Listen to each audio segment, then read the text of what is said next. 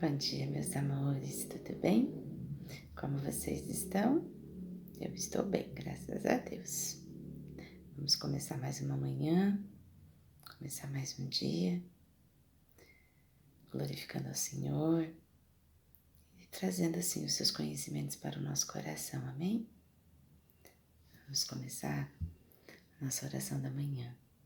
Senhor, nosso Deus, mais uma vez nos colocamos diante da Tua presença, com gratidão e reverência.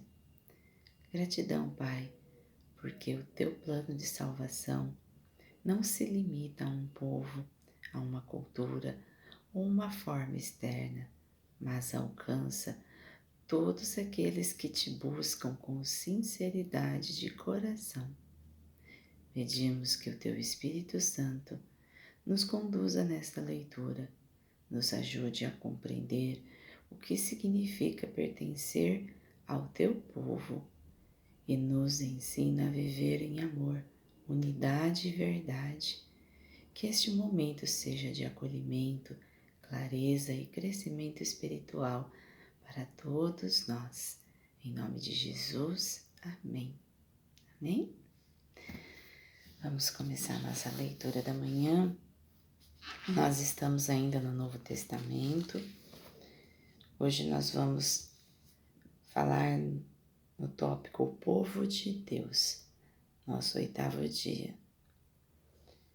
As promessas salvíficas de Deus, pois começaram a ser cumpridas em uma nova comunidade, a Igreja de Jesus.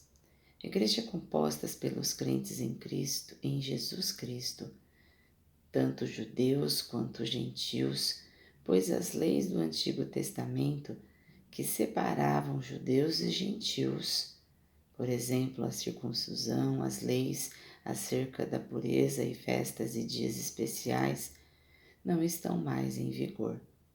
A igreja é um novo templo de Deus habitado pelo Espírito Santo e é chamada a viver a beleza do Evangelho, mostrando a marca suprema dos discípulos de Cristo, o amor uns pelos outros. João capítulo 13, versículos 34 a 35. A igreja reconhece, contudo, que vive em um estado provisório. Ela aguarda ansiosamente a volta de Jesus Cristo e a consumação de todos os propósitos de Deus.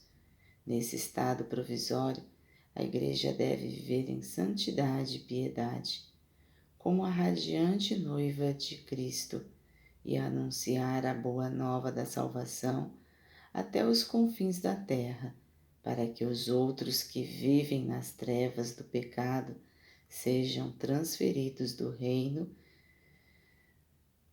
de Satanás para o reino do Senhor. A igreja anseia pelo dia em que verá a Deus face a face e adorará a Jesus, Cristo para sempre. A nova criação será uma realidade plena. Todas as coisas serão novas e o Senhor será louvado para sempre, para seu amor, graça e misericórdia. Pois a teologia do Novo Testamento trata, em última análise, de louvar e glorificar a Deus. Amém? As promessas sálvicas, a gente vai falar dentro dessa analogia em relação a uma comunhão viva, não a um rótulo religioso, mas sim a comunhão de estarmos em Deus, comungando com Ele, aprendendo assim sobre a Sua palavra.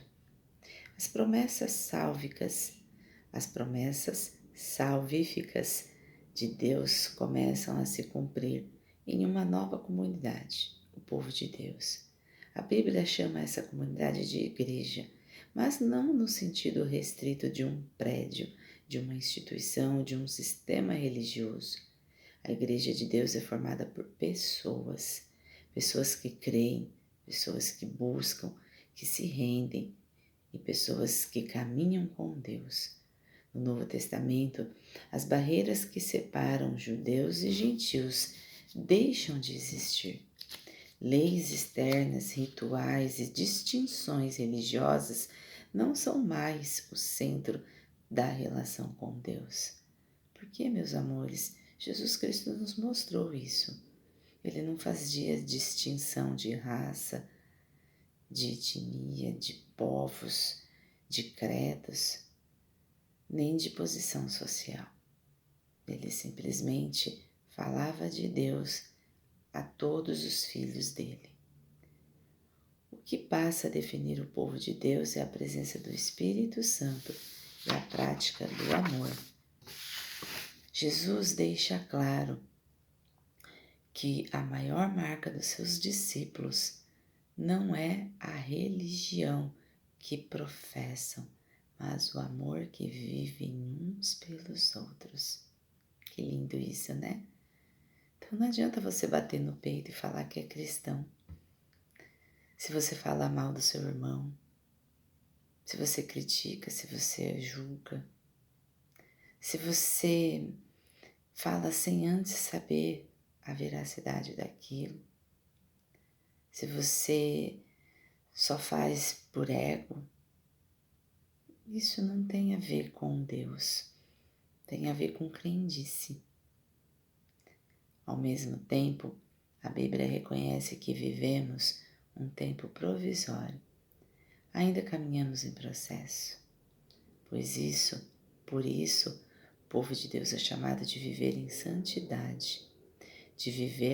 É chamado a viver em santidade, não como perfeição moral, mas como coerência entre fé e vida.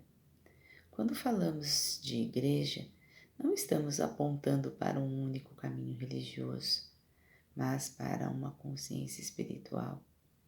Deus como centro, Deus como direcionador, Deus como Deus como fonte de toda a vida. Estar face a face com Deus não é apenas um encontro externo, mas uma experiência interna, independentemente de onde você estiver. É isso que conta, a experiência que você tem com Ele internamente, onde o coração se alinha com a vontade divina, assim como grandes descobertas e invenções da humanidade nasceram de inspirações profundas. Também reconhecemos que toda sabedoria, criatividade e avanço tem sua última origem em Deus. O povo de Deus é formado por todos aqueles que reconhecem essa fonte, que vivem guiados por ela e permitem que o amor, a graça e a misericórdia se manifestem em suas atitudes. No final, toda a teologia do Novo Testamento converge para um único propósito: louvar e glorificar a Deus com a vida, com o coração e com as escolhas diárias. Amém?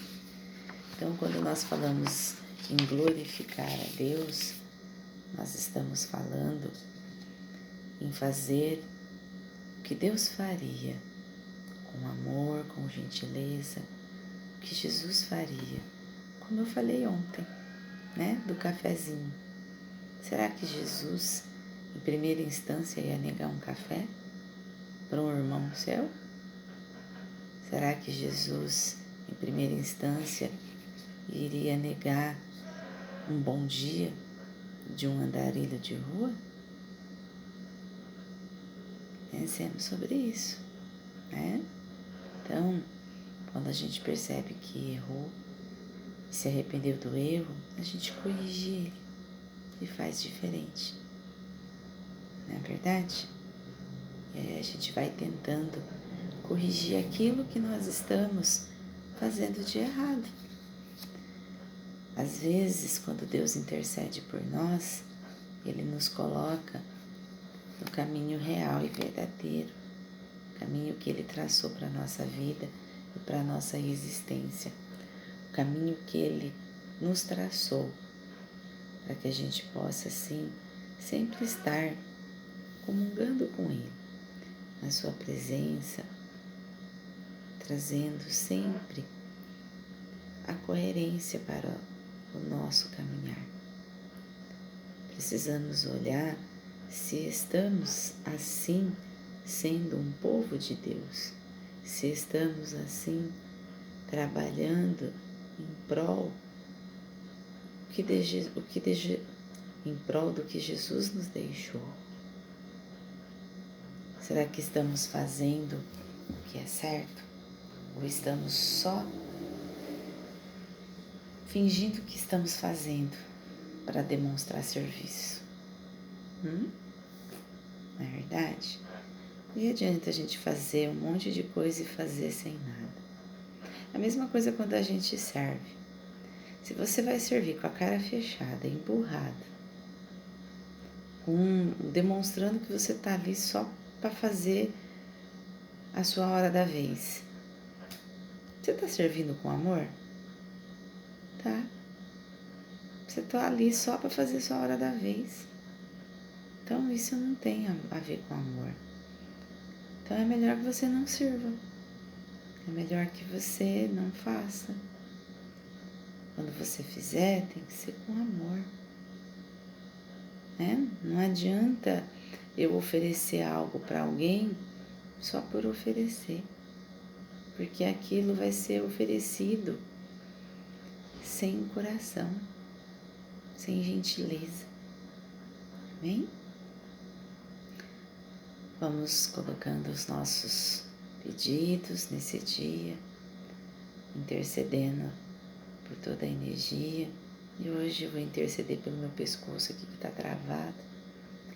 Ontem a moça veio até aqui fazer umas ventosas, uma massagem para poder ajudar, mas está bem travadinho. Então hoje eu vou interceder aqui pelo meu pescoço, que Deus possa colocar luz aqui nesse momento e que Ele possa assim desinflamar e ter vitalidade aqui nele. Se você está com alguma dor nesse momento, coloque a mãozinha aí também nesse momento. Permita que Deus interceda por você durante essa oração. Se você está com alguma dificuldade, coloque aí em oração agora. Pede para Jesus interceder por você. Se você está com algum problema que você queira, precise de intercessão, coloque aí para que Deus possa interceder nesse momento, que Jesus possa brandar isso e trazer a cura ou o acalento disso. Bom? Senhor nosso Deus, gratidão pela Tua palavra que nos une, nos acolhe e nos ensina a caminhar em amor. Gratidão, Pai, porque o Teu povo não é definido por rótulos, mas por corações que Te buscam com sinceridade.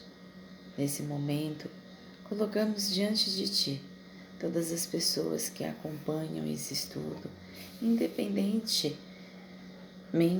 de sua religião, crença ou caminhada espiritual. Intercedemos pelos que estão em busca, pelos que estão cansados, pelos que desejam compreender melhor o Teu propósito. Intercedemos pelos enfermos com suas dores, problemas. Intercedemos pelos que precisam de cura no corpo, na alma ou no espírito, pelos que pedem direção, paz e fortalecimento. Que o Teu Espírito Santo alcance cada vida agora, traga clareza, consolo e esperança e conduza cada coração no caminho da verdade e do amor. Entregamos esse dia em Tuas mãos e seguimos confiantes na Tua graça. Em nome de Jesus. Amém. Amém, né, meus amores? Que possamos ter um dia tranquilo. Uma quinta-feira, amanhã já é o nosso 9º dia. Amanhã nós vamos fazer uma analogia bem legal aí. Vamos terminar aí de fazer a leitura desse Novo Testamento. E aí vamos passar já para a data da crucificação de Jesus. E aí, assim, provavelmente mais aí algumas leituras, a gente já entra na introdução do Evangelho de Mateus. E depois vamos entrar assim já no Evangelho de Mateus. 15 minutinhos com Jesus está sendo um tempo de muita glória para todos nós, onde nós possamos honrar a sua palavra todos os dias. Amém? Gratidão, meus amores. Um ótimo dia. Até amanhã.